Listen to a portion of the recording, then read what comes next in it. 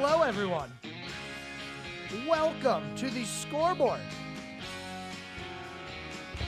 844 Studio 4 is the phone number. You can call in, be a part of the show, anything you want to chat about. We're going to talk sports for the next hour, and it is a busy week in the world of sports. Heading into this coming weekend, it is a motorsport weekend. Monaco, Indianapolis, Coca-Cola 600, all coming up on Sunday. Man, do we have a lot to talk about when it comes to those races. Also, we have a lot of high school playoffs going on, all the way from baseball, softball, to soccer, track and field, golf is going on. Now, we still have to crown champions in baseball, softball, and women's soccer. We have already gone over lacrosse and tennis. Why don't we take a minute to talk about the track and field championships that have gone on just recently here, as we now know who the champions are, as it looks like there were some given out earlier in the week as well as yesterday. So we're going to go over those champions in the 1, 2, 3, and 4A. Also, the NHL playoffs are continuing, and the NBA playoffs will be continuing. Now, we know who the matchups are going to be in the NHL, as we had a Game 7 last night. It was not the Game 7 maybe some of us wanted to see, but it was a Game 7 nonetheless. Not the best, like I said. It could have been a little bit more entertaining, a little one-sided in that game, if you ask me. But the NBA playoffs as well rolling on. We have tonight game number 1 in the series between the Boston Celtics and the Indiana Pacers. That's a 1 seed taking on a 6 seed. Coverage of that game is on ESPN at 8 o'clock if you're interested in that. We have an updated MVP vote in the MLB season. Yes, now that we're about 50 games in, it's time to really start looking at who the competition is going to be in the MLB this year. We know, based on these 50 games, that's a pretty good sample size, who is going to be a serious contender as we get into the end of the baseball season, even through the summer stretch, which is probably, in my opinion, the most telling time of how a team is going to perform in the offseason, in the postseason, I should say. You got to get through those dog days of summer if you're going to be competitive at the end of summer and into the fall classic. So without any more delay, let's talk about some of those champions in lacrosse. Well, we already talked about lacrosse yesterday in the track and field championship, starting with 1A in the men's 1A track and field championships. Swain County High School takes the victory. They barely beat out Mountain Island Charter, 81-75 being the final scoring for those 1-2 schools there. And in the 1A women's, it was Swain County as well. They swept both the men and women's championships. Congratulations to them. In the 2A, the men's, T.W. Andrews High School beat up on East Burke, it seems, 98-52, the final scoring in that one. Now, these were crowned yesterday, might I add, in case you were curious. So these were pretty recent. T.W. Andrews yesterday getting the championship. In the women's 2A, Cummings High School, 103, they beat NCSSM Durham, who only had 40. And Pine Lake, my alma mater, finishing third with 38 points. In 3A bracketing, the men's champion was Dudley High School, 95 over Croton High School, 67. And in the women's, Dudley gets the win as well over Franklin. So a couple of sweeps there in the track and field championship with the 1A and the 3A. And as far as 4A goes, well, the women's was Rollsville High School, finishing with 63. They barely squeaked by Cuthbertson, who put up 62. So a 1-point win for Rollsville High School to claim the 4A Women's State Championship. And Mallard Creek High School beat Weddington High School 60-55 to score themselves a 4A Men's Track and Field Championship. The other championships that we were handing out yesterday was in men's tennis. In the 1A, it was Elkin High School coming away with the victory. 2A saw Franklin Academy beating Pine Lake Prep as Pine Lake was trying to get themselves back-to-back state titles.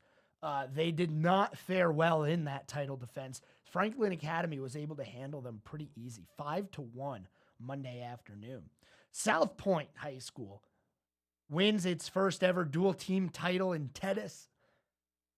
And in the 4A tennis results, it was Providence High School getting the victory. The Providence Panthers beat Green Hope 5-4 on their championship match on Monday. We also have baseball playoffs continuing. The 1, 2, 3, and 4A championships are still going on. We are into the regionals. We have some games coming up today. Yes, today we have more games for baseball. In the 1A, Mount Airy, the 1 seed, will take on the 2 seed Uwari Charter. Winner of that game goes into the state championships. In the 2A bracket, you have Burns High School, the 1 seed, taking on number 2 East Rutherford. So in that 1 and 2A bracket, not any upsets to get into the regionals. It went about the way that the bracket said it should, with the 1 seed playing the 2 seed. That's Burns taking on East Rutherford. That game is going to be later on tonight at 7 o'clock. 3A championship is between the number 1 seed East Rowan and the 10 seed Tuscola High School. The 10 seed beating number 3 North Davidson 6-4 to advance to those regional games. Also 7 o'clock tonight. And last but not least, in the baseball bracket, the 4A championships. The 4A championship sees the 1 seed TC Robertson taking on number 14 Charlotte Catholic. A little bit of an upset there. Not the biggest one, though, because on the other side of the state, in the East, you have number 22 Cardinal Gibbons High School. Yes, the 22 seed is in their regionals against number 1 Ashley High School. Winner will play for a state championship. We're going to continue on with the scoreboard on the other side of this break. Women's soccer still going on as well. We'll preview that when we're back. Don't go anywhere. We'll be back on the scoreboard right after this. Keep it right here. We'll have more of the scoreboard with Joe Berg in just a moment from 105.9 100.7 WSIC. We'll stay dry today around Lake Norman, but starting to turn the heat up as we go throughout the rest of this week under plenty of sunshine today. High temperatures climb into the mid-80s for this afternoon. Mostly clear, mild with low to mid-60s overnight. For our Wednesday, we start to climb into those upper 80s, even approaching 90, adding some humidity in later this weekend as pop-up thunderstorm chances making a return for most of the afternoons, too. That's your forecast from the WSIC Weather Center. I'm meteorologist Chase Myers. The app with Lake Norman deals. The WSIC app is out now, wherever you get your apps. Test, test, test. Oh my God. Yeah.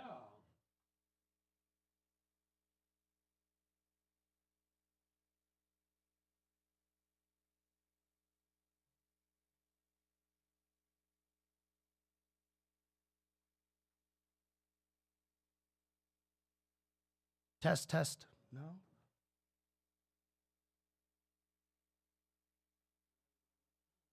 Oh.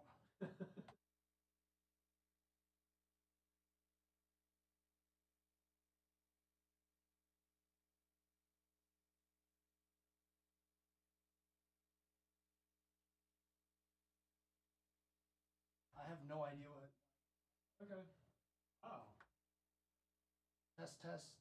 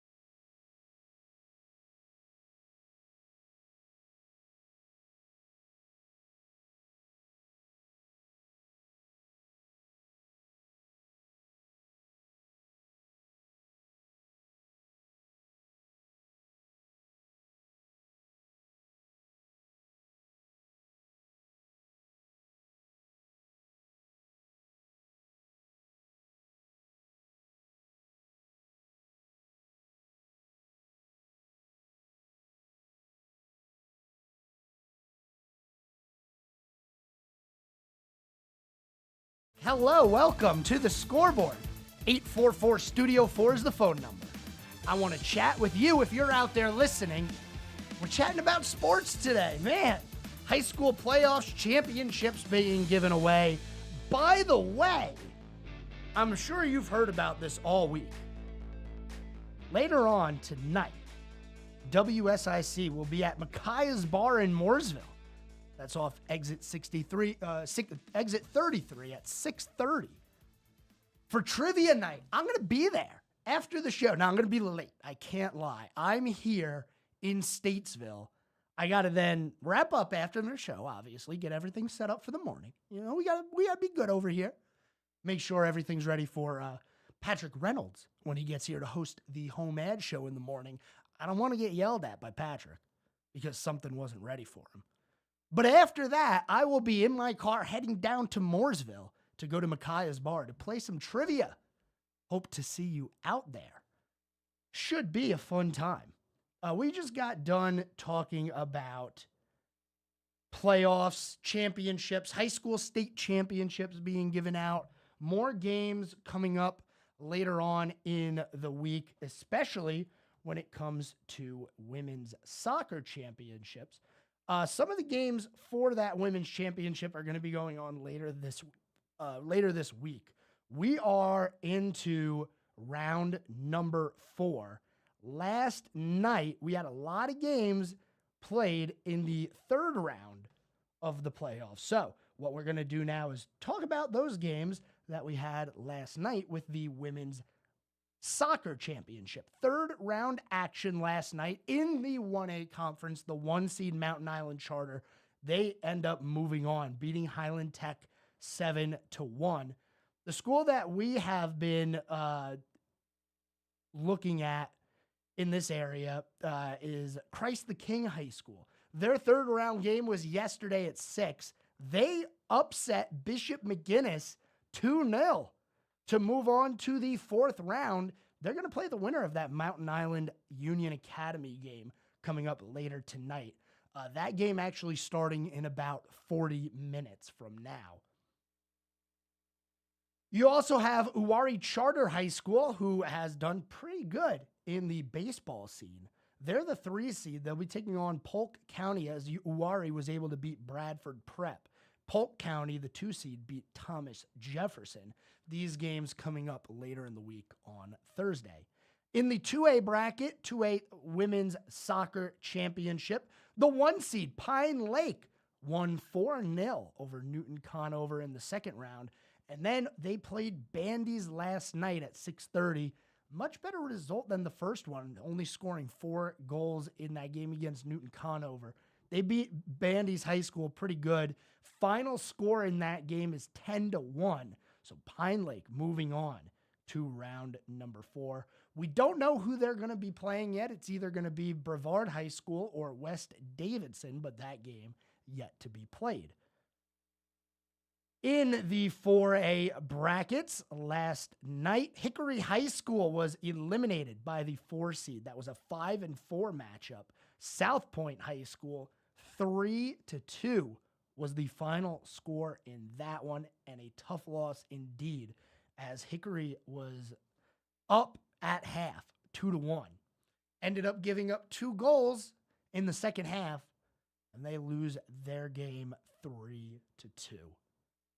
You also have Lake Norman Charter, the 6 seed in the 3A, taking on West Henderson High School. That's a 3 seed later on tonight. That is a 6:30 start time. Whoever wins that game, Lake Norman Charter, West Henderson, will be facing North Davidson High School as the 2 seed, rolling along, beating AC Reynolds 2-1 last night.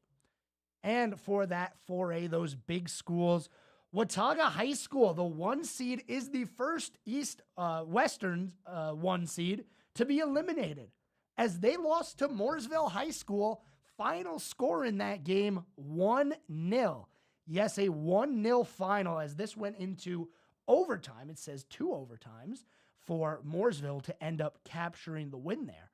Mooresville moving on to round number 4. They're going to be taking on Asheville High School as they beat Charlotte Catholic 2-1 last night.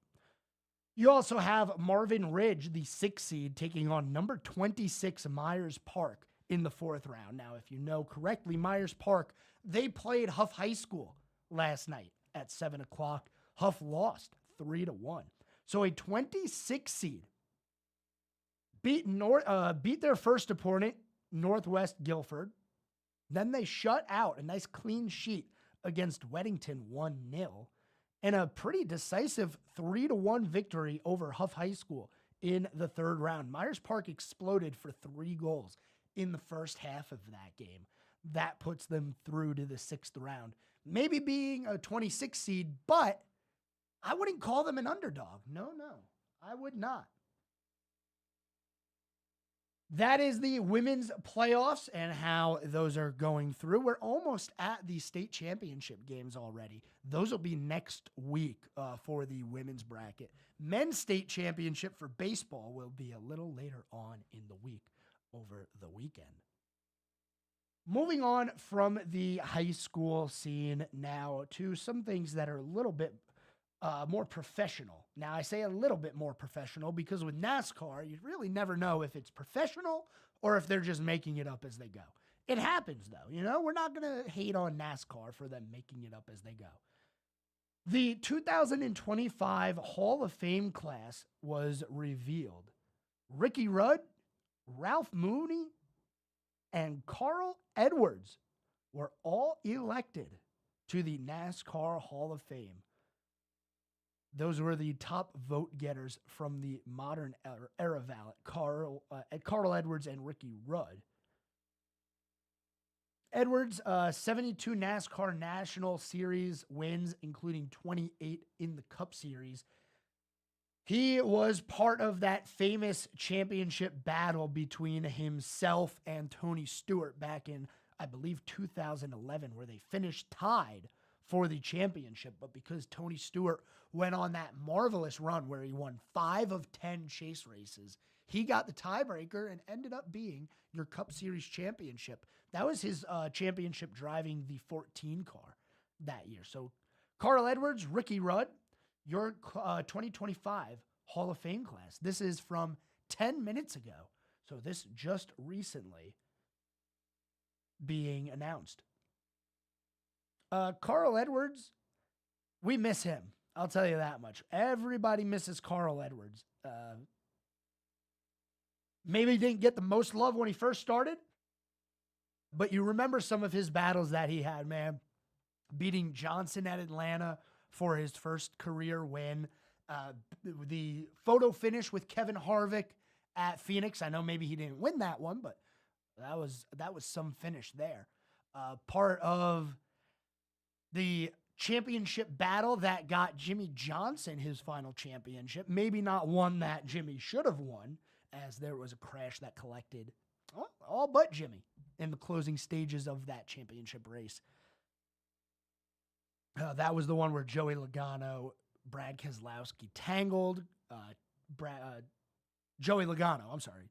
Carl Edwards and Joey Logano tangled. Brad Keselowski, I believe, got collected in that one.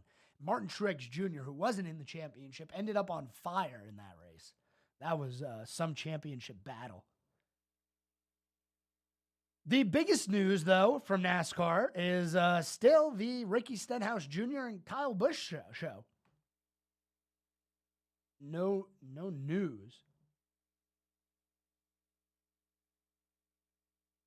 I still think that the best quote from this situation is Kyle Busch saying, "Bring it. I suck just as bad as you." Yeah, Kyle's having a bad race, bad year. I don't like this. I feel like this was manufactured. And I think it was Denny Hamlin who said, yeah, he kind of put himself in a box here where he said he was going to do something, so he's kind of got to do something. But you have 2 hours after you wreck out of the race to calm down. 2 hours to compose yourself. And it wasn't enough? Like, you were still that angry? It's an all-star race. You weren't going to win it, Ricky. I'm sorry. I know you're mad that you weren't able to race the entire race, but you weren't going to win. Nobody was. Joey Logano dominated this thing. Now, apparently, and I want to bring this up, apparently, Joey Logano was able to get a lot more practice laps than the rest of the field at North Wilkesboro. I don't know if this is legitimate concern, but he got a lot. Now, the story is that Joey Logano racked up 800 practice laps and dominated at North Wilkesboro. That is what the story is. Now, I want to talk about this a little bit, and we don't have time to get into this because we're coming up on our commercial break. But, man, he got 800 practice laps. Interesting. He dominates at the All-Star race, winning this year. Don't go anywhere. We'll be back with more NASCAR after this commercial break.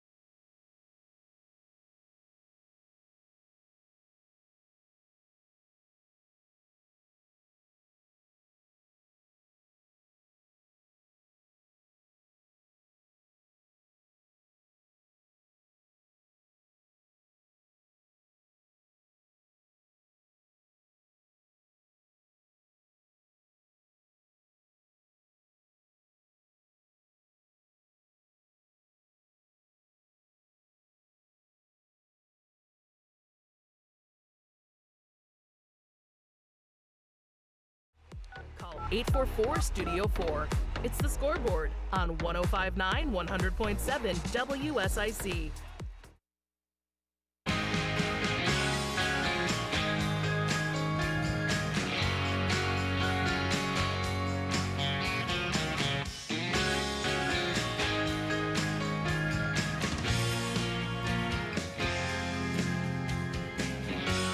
Welcome back, everyone. It's the Scoreboard. 844 Studio 4 is the phone number. Give me a call if you want to chat. Anything you'd like to talk about, I'll chat with you. And we'll have some fun along the way. Always having fun here on the Scoreboard.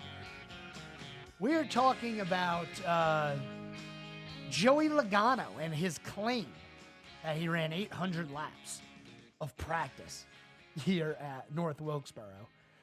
The story, the only thing that I'm finding is that Joey Logano, William Byron, and Ty Gibbs were part of a tire test at North Wilkesboro back in March. Maybe that's where Logano ran his 800 laps. I would assume that's when he ran the 800 laps. But apparently it was a different tire compound anyway. But still, you ran 800 laps? That's plus the 200 in the race. You ran 1,000 laps. Of course, you're going to be the fastest driver out there. Maybe when NASCAR does these tests, they might want to limit the amount of laps you can take. I mean, I just don't know how they do it. Obviously, they want to test the tire, short run, long run. How is it going to wear, lap times, things like that.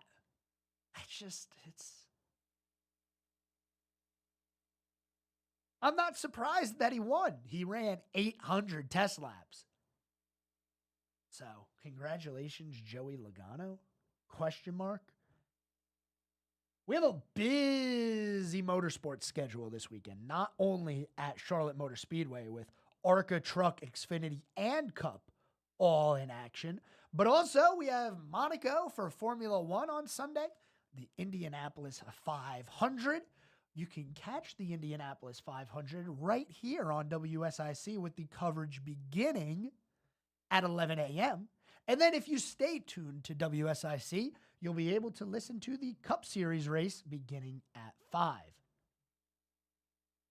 It is one of my favorite Sundays of the year. I guess you put Super Bowl Sunday up there, Master Sunday for some people, definitely up there as well. But the Sunday before Memorial Day, Monaco, Indianapolis, and Coca-Cola 600, all in one day, you get your fill of motorsports for the day. That is for sure. Kyle Larson attempting to do the double, first driver since Kurt Busch back in 2014. Now, Kurt did pretty well in the 500, finishing top 10 in that race. But when he got to Charlotte, the motor was not cooperating with him. Kyle Larson is going to have a good chance to run all 1,100 laps. I'm telling you that right now. Or 1,100 miles, I should say. 200 laps, 400 laps, 600 laps, 1,100 miles. He is going to be starting P5 for the Indianapolis 500. 5th place. He was part of the Fast Six. I just can't believe it. The top of the field, the top 8 drivers in qualifying for Indianapolis, all Chevrolets. And then you got a couple of Hondas in there before it's all a mixed bag of Chevy and Hondas. Scott McLaughlin, Will Power, Joseph Newgarden, and Alexander Rossi, followed by Kyle Larson. That is your top 5 at Indianapolis. And I'm not going to lie to you. I'm a little bit nervous. I am. I'm a little nervous. Those cars go 230, 240 miles an hour by themselves. I really don't know what kind of top speeds we're going to be seeing in the draft of Indy, but I'm pretty sure this was one of the fastest lap times of all time for qualifying at Indy. I mean, ooh, boy. Now, in 2014, I was at the Coca-Cola 600 when Kurt Busch did the double. And they put the Indy 500 on the big screen on the backstretch, and it was awesome. You could sit down in the stands, watch that. That race ends. You can go back and walk around some more. Then they helicoptered Kurt Busch in, and I thought that was really cool that they just helicoptered him right onto the front stretch. Now, this was well before the race started, so the fans weren't all gathered in their seats, but with who was in their stands or in their seats at that point, he got a pretty good ovation, and I thought it was really cool. I hope they do that for Kyle Larson. Maybe strap him to someone else and have him skydive in. No? Kyle Larson skydiving into Coke 600? Hey, that'd be good content right there. I don't know if Larson wants to do that, though. I just find it so funny that he's such a good race car driver that he's in an Indy car for the first time going 240 miles an hour, and he's like, yeah, it's not that fast. What? It's not that fast. Buddy going 240 miles an hour saying it's not that fast. I don't know how he's not screaming. Anyway, in one of the stories that I loved is the Frankie Muniz story that we told earlier in the year. I forget who it was we had on who talked about this, but he was screaming during his first Daytona race. That's what I would have expected Kyle Larson to be doing. But no, the entire practice, all qualifying, basically all week, he was one of the faster drivers there. So it's going to be really cool to see what he's able to do at the Indy 500 and then immediately come back to Charlotte to race in the Coke 600. I am so excited for that. We have some sound from some of these drivers at the Coke 600. Let's go ahead and hear from one of those drivers. Here is William Byron on how important the Coca-Cola 600 is.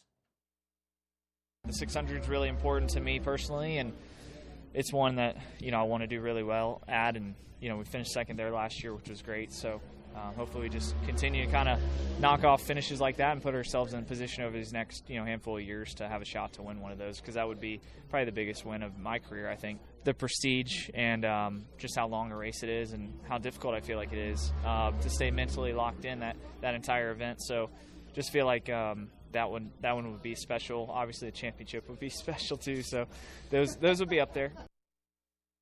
It is a very special race. A lot of drivers get their first win there, more than you would expect. I know Casey Mears, I believe, one of the drivers recently who was able to get his first win there. David Rudiman, I believe, got his first career win there in a range-shortened race in the 00 car. So you never know. Now, I talked about this yesterday a little bit. The early weather forecast for Speedway, Indiana. It's not great. It's not. Sunday, thunderstorms likely. Chance of precipitation throughout the day, 70%. As far as Charlotte and the Concord area on Sunday, it's not as good. 50% chance of precipitation. So we know Monaco's going to happen because they race in the rain. We're not going to do Indianapolis in the rain. At least I don't think we are. We're definitely not doing the Coke 600 in the rain. It could be a really long night of motorsports. It could.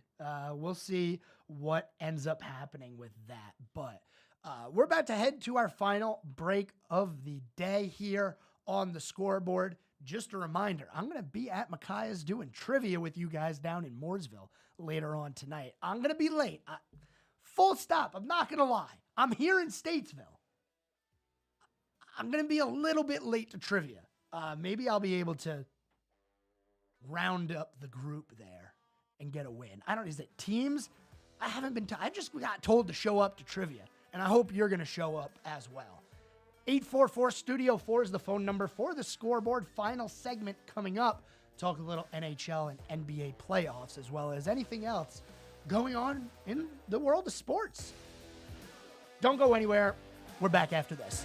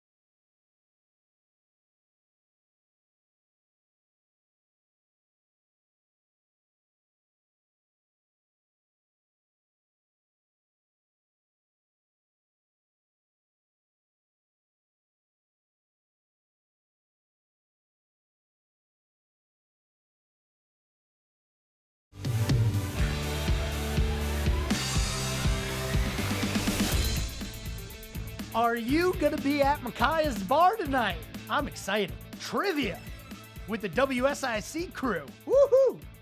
6:30.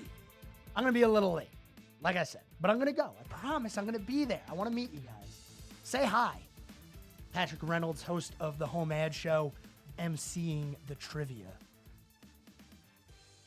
You know, with the trivia, if you listen to WSIC often and the Home Ad Show, we do music trivia. It's Patrick versus the callers, and it's a lot of fun. You know, we have callers call in and yell at Patrick for not knowing things. With his poor performances in music trivia, I'm very surprised that they gave him the reins for regular trivia. Just my 2 cents. I'm not trying to start anything here with a scoreboard versus Home Ad Show deal here. Nobody call in on Wednesday morning. What was that noise? Did you guys hear that? Anyway, don't call the Home Ad Show on Wednesday and say that I was making fun of Patrick, because I'm not. But you could. It'll be fun.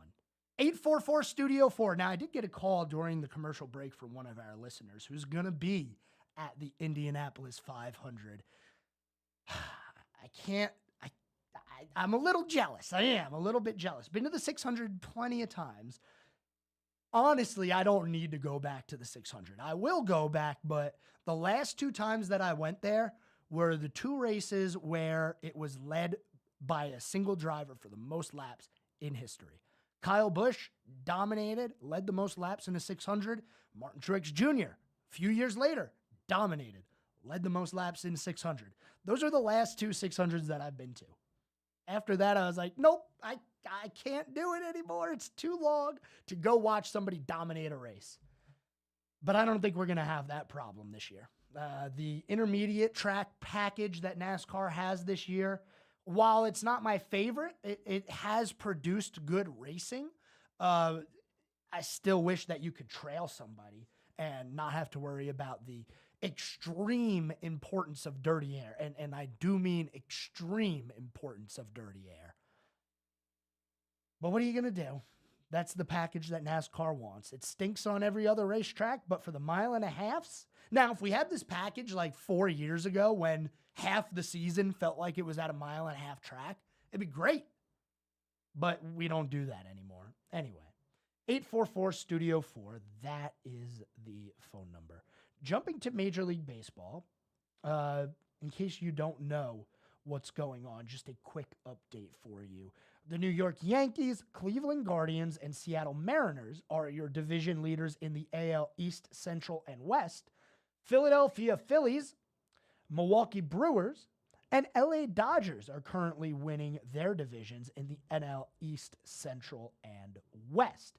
Now, when you look at the entire MLB and you stack these teams up, you see the Philadelphia Phillies as the number 1 team in baseball. The New York Yankees are the number 2 team. And third, not very surprising, but after a rough start to the year, the LA Dodgers have seemed to figure it out with their extremely good lineup. If they don't go to the World Series, this is going to be one of the most, if not the most disappointing baseball season of all time. You have everyone. You have all the good players. If you don't win the World Series this year, that's not a good look. I'm telling you right now, it's just going to be bad. Now, I don't think they do anything crazy like blow it up because they have the best team in baseball. On paper, it is the best team in baseball. But it's a long season. So we do have a few good races for the divisions right now. It's too early to say who's going to be in it and who's going to be out of it. But the Yankees leading by 2 games, Cleveland leading by 1.5 games, the Mariners only up by 2 games. The biggest deficit is the Dodgers over the Padres. That is an 8-game deficit. The Padres sitting at 500, 25-25. Last year's NL World Series representative, the Arizona Diamondbacks, 22-26 this year. Now, their run differential isn't bad. It's a -3, but they just haven't been able to put it together. I expect them to turn it around. That with the caveat that their record against teams above 500 this year is only 6-16. It's not the best. But they did put it together last year, and I don't see why they wouldn't be able to put it together again this year. Right now, if we were looking at the MVP voting, the polls show Juan Soto of the New York Yankees as the current number one AL MVP. In the NL, you have Mookie Betts, who currently would be the leader, and Shohei Ohtani, 18 first place votes on MLB.com versus 23 for Mookie Betts. Just so you know, it's been 25 years since teammates finished 1-2 in league MVP voting. Those last two players to do it, 2000, Jeff Kent and Barry Bonds with the San Francisco Giants. That was in the National League. The last time it happened in the American League, 1983. Now, we are not looking at a possibility of that right now, but even though Juan Soto is number one, number four right now in voting is Aaron Judge, also of the New York Yankees. So there is that small chance that we get a teammate 1-2 in the AL and NL. Over 100 games yet to go in the baseball season. Way too early. As Justin Kazepis likes to say, it's just too early. It's still early. Plenty of time in the baseball season. But that is where things are stacking up right now. We have some rookies performing well, some good stories in baseball right now. We're going to continue covering baseball a little bit heavier once we get to the summer because, well, hockey's going to be done. The NBA is going to be done. High school sports are going to be over. We'll also talk a lot more about Charlotte FC as their season will continue. But looking into the NHL and NBA, let's start with the NBA. The number one team in the East, the Boston Celtics, are taking on the number 6 seed Indiana Pacers. I talked about this before this matchup started. I talked about it at the beginning of the playoffs. The Boston Celtics are like the perennial underachiever of the 2020s. They should have a championship with this squad. They don't. This is their best chance. It is the best chance for the Celtics to win a championship. Another championship, I should say. The 6 seed Pacers. The good news for the Pacers is they're hot. They are a hot team right now. They just shot over 70% in a game 7. In the West, you got the number 5 seed Dallas Mavericks and the number 3 seed Minnesota Timberwolves. Timberwolves out of nowhere this year. They had almost the exact same lineup a few years ago, and they were terrible. One of the worst records in league history. But here they are. They come back from a 20-point deficit in Game 7 to take the win over the Denver Nuggets on the road, might I add. Man, you have no idea how hard that is to do. Go on the road, Game 7, you are losing by 20, and you come back and win. Whoo, baby, that is some story. So the Celtics Pacers tonight at 8 o'clock. In the NHL, last night we had a Game 7. Yes, we did. It was between two Canadian teams, the Edmonton Oilers and the Vancouver Canucks. Edmonton dominated this game, and Arthur Shelovs, the goaltender for Vancouver, basically did all he could to keep them in that game. Unfortunately, a goal explosion in the second period made it 3-0 Oilers. Vancouver tried. They got a couple of goals late to make it 3-2, but that is what the game ended up being, a 3-2 final for the Edmonton Oilers. So your conference finals are set for the NHL. In the Eastern Conference Finals, it is the Florida Panthers versus the New York Rangers. And in the Western Conference Finals, the Dallas Stars versus the Edmonton Oilers. Right now, from what I've seen, the Florida Panthers have the number 1 odds to win the Stanley Cup. The New York Rangers have the worst out of the Final Four. No love given to those President Trophy winners this year in the playoffs. Definitely not even a little bit.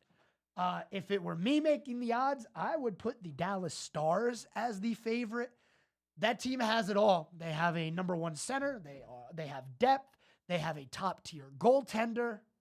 And they're hot. And they're hot at the right time. Dallas is going to be a tough out. I expect them to only go 5 or 6 games against Edmonton, to be honest with you. The goaltending of Edmonton is just not going to keep up. In the Florida-New York series, that series, by the way, starting tomorrow night, man, is that an even series. I would even give the edge to Florida just a little bit, but that's going to be a fun one to watch. So we'll see what happens in that series. On this day, before we leave, I got to get you. On this day, 1948, Joe DiMaggio hit for a cycle. Yes, that was on this day. Thanks, everyone, for tuning in to the Scoreboard today. It was a wonderful day. I appreciate each and every one of you for listening, tuning in, calling in if you call.